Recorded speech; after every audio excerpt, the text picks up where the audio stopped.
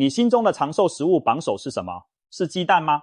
很多人都认为鸡蛋营养丰富，是最有益长寿的食物之一。然而，美国营养权威最新公布的全球10大长寿食物排行榜却出乎意料，鸡蛋竟然只排在第4位，第1名更是让人意想不到。而且这份榜单中的食物几乎都是我们日常生活中常见、便宜又营养的东西，中老年朋友们特别需要了解，因为吃对了，他们可能就吃出了长寿的秘诀。这份榜单并非随意排出的噱头，而是根据多项长达10几年的大型研究调查结果整理而成。美国营养学者们追踪了数万人的饮食与健康状况，发现饮食习惯与寿命长短息息相关。一些看似普通的食物，却拥有强大的健康效益，能够降低各种慢性疾病风险，提高免疫力，甚至延缓衰老步伐。现在，我们就按照排名深入解析这10大长寿食物，看看它们凭什么入选，以及如何合理食用才能发挥最大功效。也许长寿并不需要灵丹妙药，答案就藏在我们的一日三餐中。排在第10位的是坚果，别看坚果体积小，却是名副其实的营养宝库。杏仁、核桃、腰果、松子等各类坚果富含对健康极为有益的不饱和脂肪酸、维生素 E 以及多种抗氧化物质。这些物质能够保护心血管，降低坏胆固醇，还有助于对抗体内的自由基，延缓细胞老化。难怪营养专家们常说，每天一把坚果，长寿不求人。科学研究给出了有力的数据支持。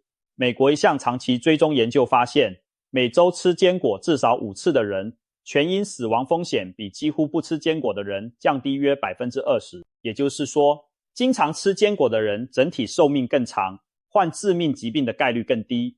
坚果对心脏特别友好，可以减少心脏病发作和中风的风险。另外，坚果还含有丰富的膳食纤维和植物蛋白，有助于保持良好的代谢功能和肠道健康。值得注意的是，坚果的热量不低，因此每天摄取不需要太多，建议每天吃1小把坚果，大约28克，一只手掌心的量即可满足营养需求。最好选择原味或淡味的坚果，避免油炸、过咸或糖衣的加工坚果，才能确保摄取的都是有益健康的成分，把各种坚果混合食用效果更佳。例如，核桃富含 Omega-3 有益大脑，杏仁维生素 E 高，有助美容抗衰，两者搭配再加点腰果榛子，营养更全面。总之，每天适量吃些坚果当零食或加在沙拉、酸奶中，不仅美味，还能为长寿加分。第9名是常被忽略但实力强大的大蒜。大蒜可以说是厨房里的医生，它有天然抗生素的美誉。大蒜中含有丰富的含硫化合物，其中最著名的就是大蒜素。这种物质能杀灭和抑制多种致病细菌、病毒和真菌。在没有抗生素的古代，大蒜就是人们用来抵抗感染的宝贝。直到现在，民间还流传着感冒时吃生大蒜有助缓解症状的说法，可见其强大的杀菌功效。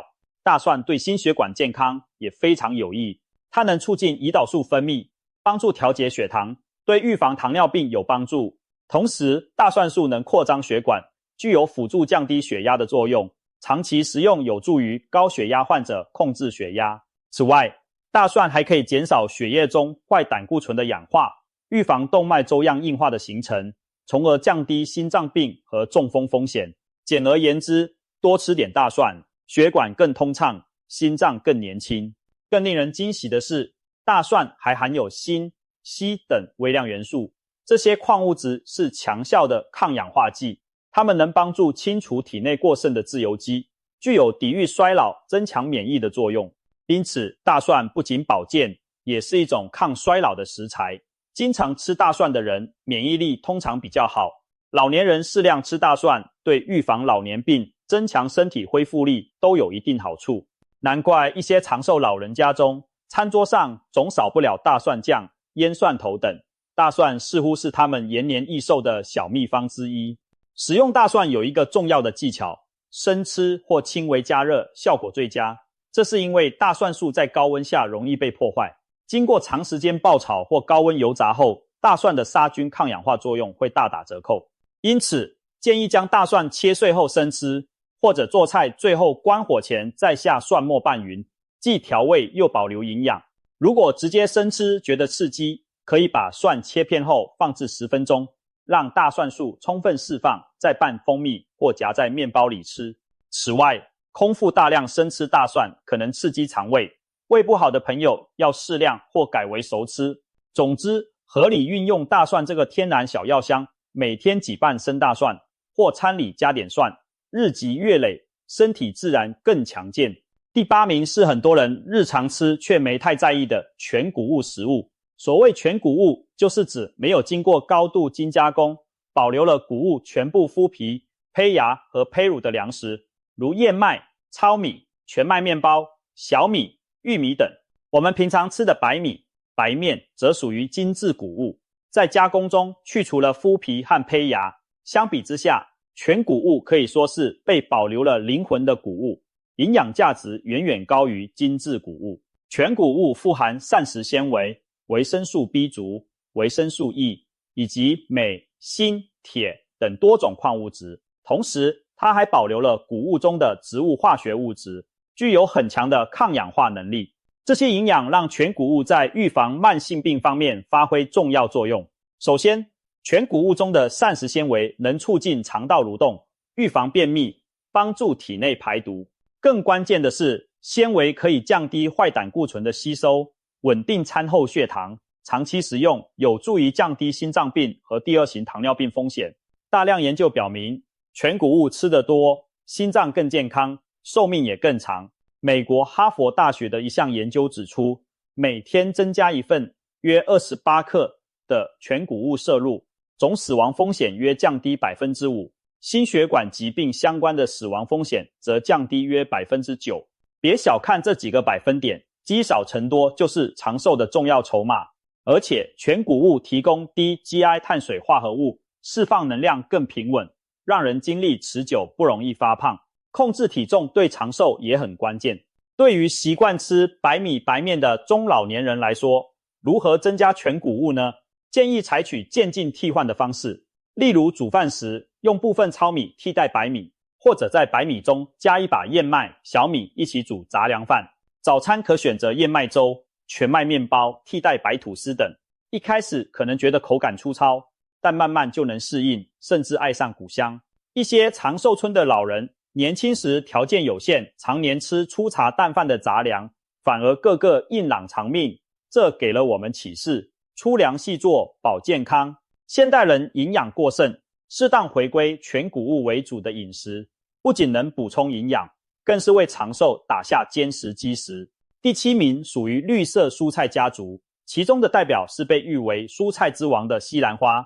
西兰花以及菠菜、甘蓝、芥蓝、羽衣甘蓝等深绿色蔬菜都是长寿饮食中不可或缺的重要组成部分。它们热量低，但营养密度极高，富含多种维生素、矿物质和膳食纤维。其中西兰花尤其突出，被营养学家们推崇为最健康的蔬菜之一。多吃绿叶蔬菜有什么好处呢？首先，它能提高机体免疫力。以西兰花为例，其中的维生素 C 含量甚至高于一些水果，能增强免疫细胞功能。丰富的叶酸对造血和细胞再生很重要，老年人常缺叶酸，补充后有助于维持大脑认知能力。西兰花还含有独特的植物化合物，如硫代葡萄糖苷，在体内分解产生萝卜硫素，这种物质被证实具有抗癌、抗炎作用，对预防某些癌症和慢性疾病有益。有趣的是，一项研究对多种蔬菜的营养价值和防病功效进行综合评估，结果西兰花高居第1名。研究显示，西兰花平均营养价值及防病作用远超其他蔬菜。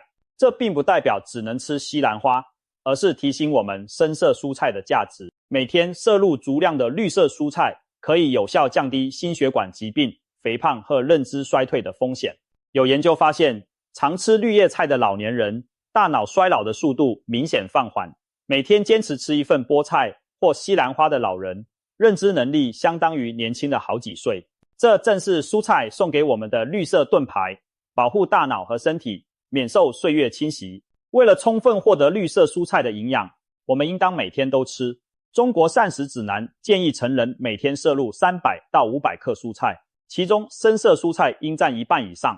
这意味着每餐都要有一盘绿叶菜或者花椰菜之类。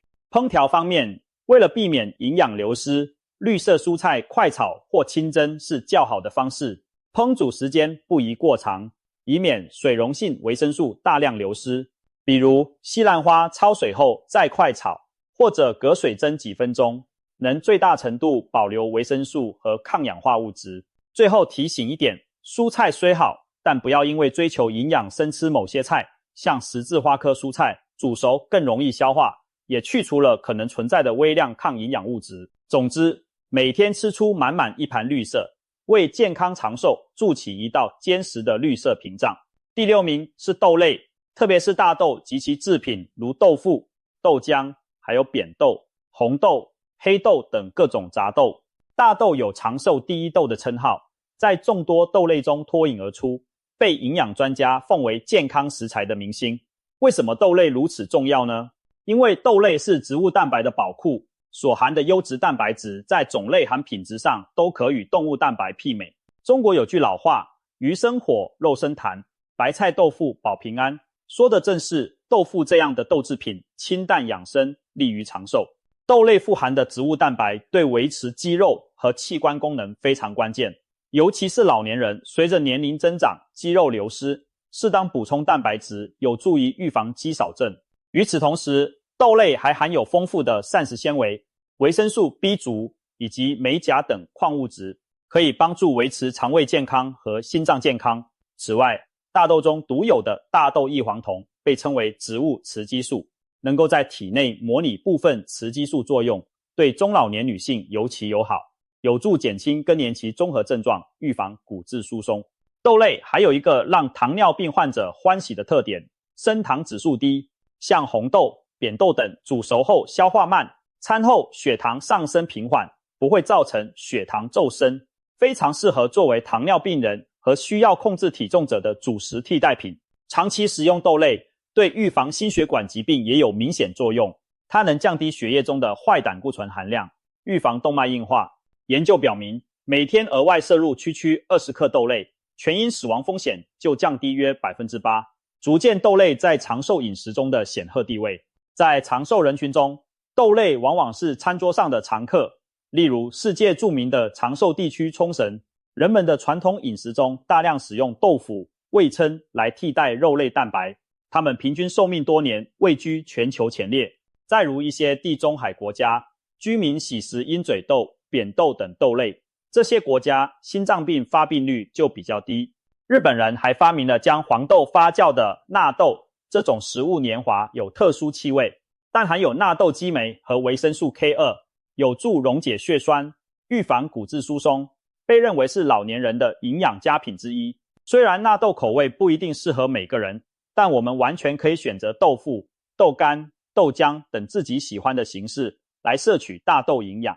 那么如何吃豆才健康？首先，坚持天天吃，可以每天吃半块豆腐或者喝一杯豆浆，当作动物蛋白的替代品。把白米饭的一部分换成红豆饭，豆瓣饭也是不错的增加豆类方法。其次，注意烹调，提高消化率。直接吃整粒的豆子有时不易消化吸收，但制成豆腐后消化率可提高到 95% 以上，大大减轻肠胃负担，更适合老年人。红豆、绿豆等煮烂熬成汤品也容易消化。最后，虽然豆类营养丰富，但也要均衡摄取，多种豆轮着吃，避免因单一过量而导致消化不良或嘌呤摄入过高。每日一豆，长久坚持，让豆香伴您走向长寿。第5名是深受老年人欢迎的酸奶。酸奶其实就是发酵乳制品，由牛奶精乳酸菌发酵而成，不仅保留了牛奶原有的高钙高蛋白，还多了对健康有益的益生菌。有人把酸奶称为长寿奶，因为早在20世纪初，就有科学家发现某些地区的100岁老人特别多，而他们的共同点之一就是每天都喝自制的酸奶。著名的俄国科学家梅契尼可夫曾提出肠道老化学说，他发现保加利亚山区的牧民长寿且少患疾病，这与他们经常饮用发酵酸奶有关。从那以后，酸奶逐渐被视为有益长寿的健康食品，风靡全球。酸奶为什么能够助益长寿呢？首先，酸奶含有丰富的乳酸菌，这些好菌进入我们肠道后，能帮助平衡肠道菌群，抑制有害菌的滋生。肠道健康被誉为人体健康和长寿的基础，肠道菌群失调容易引发炎症、免疫力下降等问题。而经常喝酸奶可以保持肠道环境良好，防止便秘，促进营养吸收，免疫功能也会提升。对老年人来说，消化功能随着年龄增长而减弱，经常喝点酸奶能帮助消化，减轻肠胃负担，可谓养胃护肠的小法宝。其次，酸奶中富含胆碱等营养物质，胆碱有助于降低血液中的胆固醇水平，从而保护心血管系统，预防动脉硬化。经常适量喝酸奶，对维持血脂健康有一定帮助，这也是心脏科医生乐见其成的饮食习惯。另外，酸奶依然保有牛奶中的高钙优势，而且乳糖已被部分分解，因此更容易被人体吸收利用。对于上了年纪容易骨质疏松的人，酸奶提供的钙和维生素 D 可以强健骨骼，预防骨质流失，也降低跌倒骨折的風險。飲酸奶亦都有一啲講究，建議每日攝入200到300克酸奶，長期堅持先至能夠睇到效果。可以選擇喺2餐之間或睡前1-2小時飲用，有助於吸質吸收同促進睡眠。鍾意變化口味嘅朋友，可以喺酸奶入邊添加少量新鮮水果丁或者堅果碎，一方面增添風味，一方面進一步提升營養。不過要注意，避免同某啲食物同時食用，例如飲酸奶嘅時候，不宜馬上飲濃茶，茶葉中嘅單寧酸會殺死部分乳酸菌，亦盡量唔好同醃製食品或抗生素藥物同時攝入，以免益生菌被殺滅。此外，選購酸奶嗰陣應留意糖分含量，優先選擇低糖或冇糖原味酸奶。好多加咗果粒嘅酸奶糖含量較高，容易攝入過多熱量。掌握呢啲小技巧，把酸奶呢位腸道守護者請進日常飲食中，讓佢幫助我哋維持青春嘅腸道同埋健康嘅心血管，為長壽助力。第4名係大家意料中嘅常客，雞蛋。雖然只排第4，但雞蛋嘅重要性毋庸置疑，因為佢幾乎係營養最均衡嘅天然食物之一。雞蛋被營養學家稱為完美蛋白質來源，一個雞蛋所含嘅必需氨基酸比例非常符合人體需要，消化吸收率高達 98% 以上，係老少皆宜嘅優質蛋白來源。蛋黃中仲富含卵磷脂、膽鹼、維生素 A、維生素 D 同 B 族維生素，以及鐵、中、硒等嘅物質，可謂物美價廉嘅小型營養庫。過去人們因為雞蛋含有較高膽固醇，一度擔心多吃雞蛋會增加心血管疾病風險，但最新研究顯示，適量食用雞蛋並唔會升高心臟病或者中風風險。相反，每日一個雞蛋仲可能對心血管有保護作用。一項對數十萬人進行嘅調查發現，每日食一個雞蛋嘅人，心血管疾病死亡風險比唔食雞蛋嘅人降低約 18%， 其中出血性中風嘅風險更係下降將近 30%。呢個或咗許同雞蛋中嘅卵磷脂有關。卵磷脂被稱為血管嘅清道夫，能夠幫助清除血管壁上多餘嘅膽固醇同脂質，保持血液通暢。經常食蛋嘅人，血管彈性可能更好，唔容易發生動脈硬化。難怪有啲長壽老人每日都要食雞蛋，將佢當成延年益壽嘅必備食品。說到長壽老人，呢度有一個經典案例值得分享。世界上曾經認證嘅最長壽老人之一，意大利嘅艾瑪莫拉諾女士就每日食雞蛋。佢從20歲起幾乎每日食2到3粒雞蛋，持續咗90幾年。佢一直健康地活到咗117歲高齡。當然，我哋唔一定要學習生食雞蛋，但呢個例子至少說明雞蛋並冇縮短老人嘅壽命，反而可能提供咗佢長壽所需嘅營養。另一位中國嘅100歲老人亦曾經話過，每日早上唔食上一個雞蛋就渾身冇勁，可見雞蛋確實係老人補充營養、保持體力嘅寶貝。雞蛋對老年人嘅特殊好處仲在於保護大腦。蛋黃中嘅膽鹼係大腦神經遞質乳先膽鹼嘅原料，適當攝取有助於維持記憶力，預防老年痴呆嘅發生。同時，蛋黃富含葉黃素同玉米黃素，呢兩種抗氧化劑有助於保護視網膜，預防老年黃斑部退化，保持老年人視力健康。由此可見，雞蛋幾乎全身都係寶，對老年人常見嘅健康問題都有所裨益。要發揮雞蛋嘅最大功效，每日食果少，點食好關鍵。一般建議健康成人每日食一個雞蛋足矣，既能獲取營養，又唔會攝入過多膽固醇。如果體格瘦弱或需要額外蛋白質，每日2個亦可，但最好諮詢醫生意見。對於有嚴重高血脂或對飲食膽固醇特別敏感嘅人群，可以隔天一蛋或只吃蛋白，唔食蛋黃。但大多數人其實無需對蛋黃談苦色變。烹調方面，首選水煮蛋、白煮蛋或蒸蛋呢類少油低溫嘅做法，能最大程度保存營養，且避免額外攝入油脂。煎蛋時火唔好太大，剛凝固即可，避免煎得過老。需要提醒嘅係，雞蛋本身營養豐富，唔需要加味精或者過多鹽巴調味，清淡食更健康。早上食個水煮蛋配牛奶，全日精神飽滿。飯菜裏邊加一道西紅柿炒蛋，唔單止美味，仲能夠均衡營養。簡簡單單嘅雞蛋，每日堅持食用，就能夠為長壽打下良好嘅基礎。難怪喺呢份榜單中，雞蛋名列第4，當之無愧。高居第3位嘅係中國傳統嘅綠茶。綠茶作為一種飲品，能進入全球長壽食物前3名，或許讓好多人感到驚喜。但呢個其實唔難理解，飲茶養生喺東方已有幾千年歷史。如今科學研究亦都證實咗綠茶中礦藏嘅長壽秘密。綠茶未經發酵，最大程度保留咗茶葉中嘅天然物質，如兒茶素、茶多酚、咖啡因、氨基酸等。其中最引人注目嘅係強力抗氧化成分兒茶素以及其他多酚化合物。呢啲物質賦予咗綠茶抗氧化、抗炎、降血脂等多重健康作用。日本人特別愛飲綠茶，而日本亦都係世界上人均壽命最高嘅國家之一。日本科學家就曾對飲茶與壽命嘅關係進行咗長期研究，結果發現每日飲5杯以上綠茶嘅人，死亡風險顯著降低。其中男性全因死亡風險降低約 12%， 女性降低甚至達到 23%。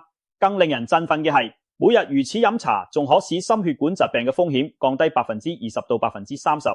可見綠茶對預防心臟病、中風等有明顯嘅保護作用，其背後機制正係歸功於綠茶中嘅兒茶素等多酚，可以減少動脈粥樣硬化，保護血管內皮功能。同時，適量咖啡因有助代謝循環，綠茶仲能夠降低體內慢性炎症水準，長期飲用對於預防癌症、糖尿病等慢性疾病亦都有幫助。除咗保護心臟同埋血管，綠茶對大腦嘅益處近年亦都被關注。綠茶中嘅兒茶素可以穿過血腦屏障，清除大腦中嘅自由基，減少神經細胞損傷。有研究指出，經常飲茶嘅人認知能力下降風險較低，患阿茲海默症嘅概率亦有所降低。難怪榜單中將綠茶列入長壽食物之一。每日一杯清香淡雅嘅綠茶，唔單止提神，也許仲默默守護住我哋嘅腦與心。飲用綠茶亦都有一啲講究，先至能夠更好咁發揮其保健作用。首先，貴在堅持，長壽效益嚟自長期習慣，偶爾飲1-2杯起唔到大作用，最好養成每日飲茶嘅生活方式。其次，控制濃度同溫度，綠茶不宜泡得過濃，以免咖啡因攝入過多引起心悸或者失眠。水溫控制喺80攝氏度左右較佳，過高水溫會破壞茶多酚。對於胃唔好嘅老人，忌空腹飲濃茶，以免刺激胃黏膜，可以飯後半個鐘頭再飲，既助消化又減少刺激。再次，時間選擇，白天飲茶提神益處多，但晚上臨睡前就不宜大量飲茶，以免影響睡眠。有失眠困擾嘅老年人可以下晝之後改飲花草茶或者溫水。最後，重點係唔好加糖，和忌與奶同飲，簡單清飲先至能夠保證綠茶嘅有效成分充分發揮。其實唔單止係綠茶、紅茶、烏龍茶等茶類亦都含有多酚類抗氧化物質，只係種類與含量有所不同。綠茶因為幾乎唔發酵，保留嘅茶多酚最多，所以抗衰老效果最佳。中意紅茶嘅朋友亦都唔使灰心，紅茶雖多酚略減，但仍有益健康，可交替同綠茶飲用。總之，無論係龍井、碧螺春、定係煎茶、吞茶，每日泡上一壺茶，喺佢嘅茶香中養生延年，何樂而不為呢？榜單的第二名是魚，特別是富含 Omega-3 脂肪酸的深海魚類。魚肉向來被譽為健腦食品、心臟之友，在各種健康飲食排行榜中，魚類總是名列前茅。跟紅肉相比，魚肉的蛋白質含量更高且更優質，同時脂肪含量低，而且主要是對人體有益的不飽和脂肪，比如鮭魚、青魚、沙丁魚、鮪魚等深海魚，含有豐富的 Omega-3 多不飽和脂肪酸，這可是維持長壽健康的一大工程。Omega-3 脂肪酸有什麼奇妙之處呢？首先，它能降低血液中的甘油三酯和壞膽固醇水平，預防動脈硬化的形成，從而減少心臟病發作和中風的風險。同時 Omega-3 還具有抗炎作用，能減輕全身慢性炎症反應。現代醫學發現，很多慢性疾病都與慢性炎症有關，所以通過飲食攝入 Omega-3 來抗炎，對延年益壽意義重大。其次， DHA 是大腦的重要組成成分，被稱為腦黃金。攝取足夠的 DHA 有助於保持大腦靈活，提高記憶和認知功能。老年人常吃魚，失智的風險也較低。魚類還提供優質蛋白質和維生素 D、C 等元素，能增強肌肉和免疫力，對老人保持體能有幫助。研究數據進一步證實了魚的長壽價值。哈佛大學的一項研究顯示，每週吃2到3次富含 Omega-3 的魚類，可使全因死亡風險降低約 17%， 而死於心血管疾病的風險降低高達 36%。 這意味着每週吃幾次魚，心臟猝死和中風的可能性大幅下降。日本是全球人均壽命最高的國家之一，人均魚類攝入量同樣是全球前列。他們傳統飲食中每天都有魚，不管是生魚片還是燉魚、烤魚，形式多樣。這被認為是日本人罹患心血管疾病率低、壽命長的一大原因。再看地中海沿岸的希臘、西班牙、意大利等長壽之鄉，居民的食譜裡魚也是主角之一。以橄欖油烹魚，一周吃好幾頓魚非常普遍，可見吃魚長壽在不同文化的長壽人群中都得到了印證。既然吃魚這麼好，我們應該怎麼吃呢？營養學建議每周至少吃2次魚類，最好是海魚，每次大約100克左右。如果能做到每周3到4次，那就更棒了。種類方面，深海冷水魚如三文魚、鮭魚、秋刀魚、青魚、沙丁魚等 Omega-3 含量高，可以重點選擇。淡水魚雖 Omega-3 稍低，但仍是健康肉食，也可以搭配吃。烹調時盡量避免油炸，因為高溫煎炸不僅破壞不飽和脂肪酸，還可能產生反式脂肪和過多熱量，會抵消魚的健康益處。最推薦的是清蒸、水煮或烤制、輕油煎等方式，既保持營養又口感鮮美。比如清蒸鱸魚、烤三文魚巴、紅燒青魚等都是不錯的做法。擔心腥味的可以用蔥薑蒜、檸檬汁去腥，少鹽清淡，調味更健康。值得一提的是，魚頭和魚皮中也含有對關節有益的膠原蛋白和軟骨素，煮湯喝也有營養。但海魚頭嘌呤較高，痛風患者要少喝濃魚湯。總體而言，魚肉是蛋白質加 Omega-3 的完美結合。我們應當像長壽老人那樣餐餐有點魚。如果實在不愛吃魚，也可以在醫生指導下通過魚油膠囊來補充 Omega-3。不過食補永遠優於藥補，與其吃藥，不如今晚就來一份清蒸鱈魚吧，為長壽乾杯。終於來到冠軍寶座，出人意料的是，位居第一名的長壽食物竟然是蘋果。這恐怕讓不少人感到驚訝。蘋果雖然被稱為水果之王，但平日實在普通常見，憑什麼在全球長壽食物中拔得頭籌呢？其實，正因為蘋果普通，價廉易得，很多人反而低估了它的價值。早在西方就流傳着一句諺語，每天一個蘋果，醫生遠離我。現在科研證據也告訴我們，每天一個蘋果真的能讓我們更健康、更長壽。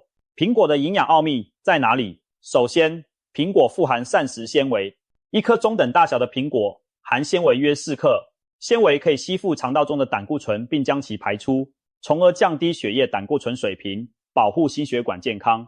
同時，纖維放慢了糖分的吸收，吃苹果不会引起血糖剧烈波动，对预防糖尿病有益处。其次，苹果是抗氧化小炸弹，苹果中含有多种抗氧化物质，如维生素 C、胡皮素、儿茶素、花青素等。特别是苹果皮中的抗氧化剂含量更高，能清除自由基，减少炎症，长期食用可延缓细胞的老化进程。此外，苹果还提供适量的钾元素，有助于调节血压，保护心脏。其中的植物化合物如酚类物质，还被研究证明有助于预防某些癌症。值得一提的是，苹果不仅能治胃病，对已有慢性病的人也友好。研究发现，经常吃苹果的人，中风和冠心病的发病率明显较低。一些老年人常见的顽固问题，如便秘，吃苹果也能有所缓解。纤维促进肠道蠕动，而苹果所含的有机酸则能调节肠道菌群平衡，保持粪便通畅。可以说，苹果虽平凡，却在默默守护我们全身多个系统的健康。把苹果放在长寿食物的冠军宝座，一点也不为过，因为它最平易近人，人人每天都能吃，长年累月的积累，效果就极其惊人。当然，吃苹果也有一些小技巧，让它的营养更好被吸收。其一，尽量连皮吃，苹果皮中营养素和抗氧化物质特别丰富，丢掉可惜。但要注意将苹果清洗干净，可以用淡盐水泡洗或用小苏打刷洗，减少残留农药。其二，如果生吃苹果胃不舒服，可以改蒸苹果。中医认为苹果属凉性水果，有些脾胃虚寒的老人空腹生吃苹果可能会胃胀不适，但将苹果整颗带皮蒸熟或熬成苹果羹后再吃，不仅更易消化，其中的多酚精加热转化、抗氧化、抗衰老能力反而更强。有实验发现，熟苹果比生苹果的抗氧化活性提高了数倍之多。秋冬季节不妨试试蒸苹果或煮苹果汤的吃法，暖胃又养生。其三，食用时间上，苹果适合在两餐之间当作加餐或零食。饭后立刻吃大量水果可能会影响正餐消化，但两餐之间吃个苹果刚好补充能量，又不会过饱。很多长寿老人都有下午吃水果的习惯，既解馋又为身体提供营养。苹果之所以能登顶榜首，也提醒了我们一个道理：长寿的奥秘往往藏在日常点滴之中，而非什么稀世珍馐或仙丹妙药。简简单单一颗苹果，只要天天坚持，年复一年，就能在不知不觉中让身体更健康，寿命更长。别小看每天咬下的苹果，它累积的健康效益将在未来的岁月回馈给你。